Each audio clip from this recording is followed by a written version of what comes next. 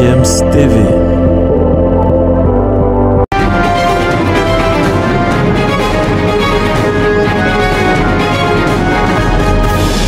Salut les amis, c'est encore un plaisir de vous revoir, n'est-ce pas, sur GFM's TV. Vous êtes sur Sport Matin. Sport Matin, donc, de ce jour, on va évoquer le cas de la fenêtre FIFA avec des matchs de la 3e et 4e journée des éliminatoires de la CAN Côte d'Ivoire 2023. Ici, on aura tout le programme, n'est-ce pas, des matchs qui nous attendent à partir de ce jour jusqu'à vendredi notamment. Et puis, on ira parler un peu des faits divers dans le football, notamment en France. Et peut-être aussi en Europe. Tout de suite et maintenant, ça sera la suite, mais avant, je vous propose de marquer une pause. GFM's TV. La fenêtre FIFA est donc ouverte avec les matchs comptant pour les 3e et 4e journées des éliminatoires Coupe d'Afrique des Nations Côte d'Ivoire 2023. Sport Matin revient sur les différentes affiches de cette semaine. D'abord ce mercredi dans le groupe L, on n'est-ce pas va vivre le match Bénin-Rwanda à Cotonou. Puis on va aussi évoquer le cas du match Sierra Leone-Sao Tomé. Ça sera à Agadir au Maroc dans le groupe A. Passons dans le programme de demain où Madagascar affrontera donc la République centrafricaine dans le groupe E. La Zambie, elle, sera opposée au Lesotho dans le groupe H. Le Congo-Brazzaville va accueillir le Soudan du Sud dans le groupe G. Le Ghana, les Black Stars du Ghana seront donc face à l'Angola dans le groupe E. Et puis le Gabon dans le groupe I va affronter sur place à Libreville le Soudan. Par contre, l'Algérie à Alger accueille de pied ferme le Niger dans le groupe F.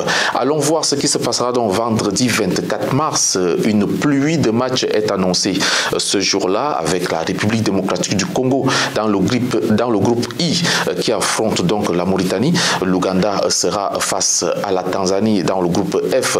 Le Nigeria, lui, dans son groupe A, va affronter la Guinée-Bissau. Et puis dans le groupe H, on va vivre le match à Abidjan.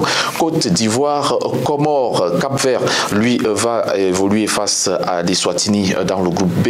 Et puis dans le groupe K, on va vivre la rencontre Afrique du Sud, Libéria en choc, n'est-ce pas, entre ces deux équipes. Et puis on évoquera aussi le match du groupe D entre les Pharaons d'Égypte et Malawi. La Guinée équatoriale, elle, sera face au Botswana dans le groupe J. Par contre, le Mali va, n'est-ce pas, en découdre avec la Gambie dans le groupe G. Les Lions de la Teranga du Sénégal, champions d'Afrique en titre, reçoivent le Mozambique dans le groupe L. Et puis on va parler du groupe B avec ce match des étalons du Burkina Faso qui vont donc jouer à Marrakech face au Togo vendredi. Et puis les Lions indomptables du Cameroun dans le groupe C affronteront sur place à Yaoundé la Namibie. Par contre, le groupe J va, n'est-ce pas, nous permettre de vivre la rencontre Tunisie-Libye. Et enfin, dans le groupe D, la Guinée-Conakry va jouer face à l'Éthiopie. Ça sera à Casablanca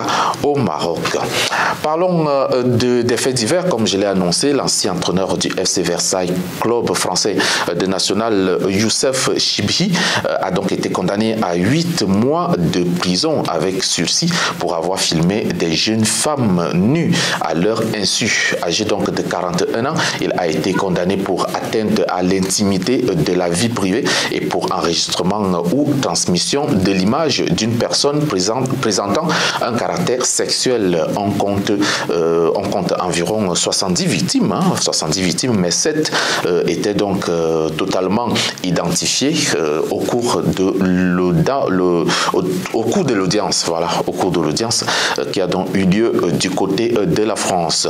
Restons dans l'actualité pour parler du champion du monde allemand Mesut Özil, naturalisé allemand bien sûr, il est d'origine turque. Il a donc pris sa retraite à 34 ans. L'ex-joueur du Werder de Brême, du Real de Madrid et d'Arsenal est aussi passé par Başakşehir et par Fenerbahçe. Mesut Özil a eu, n'est-ce pas, à vivre des grands moments avec cette Coupe du Monde 2014 remportée par l'Allemagne du côté du Brésil et aussi des bons moments avec le Real de Madrid et même Arsenal.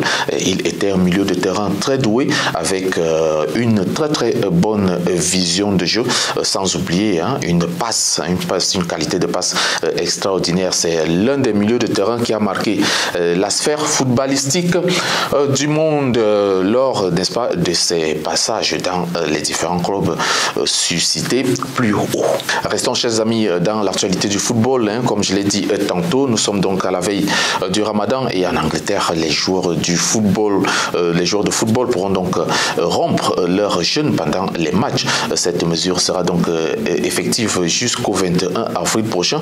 Une pause sera donc mise en place lors des matchs organisés en soirée.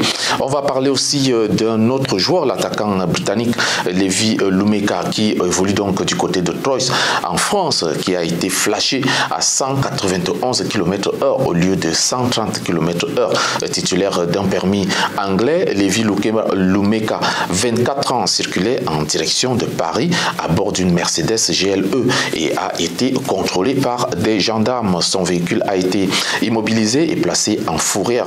Il devra donc également, n'est-ce pas, passer devant le tribunal de police de Melun où il encourt une amende de 1500 € et devrait recevoir une interdiction de conduire en France. C'est terminé pour Sport Matin. On se retrouve demain pour une autre actualité, pour d'autres actualités bien sûr. C'est toujours sur DFM TV et restez scotchés et à très bientôt.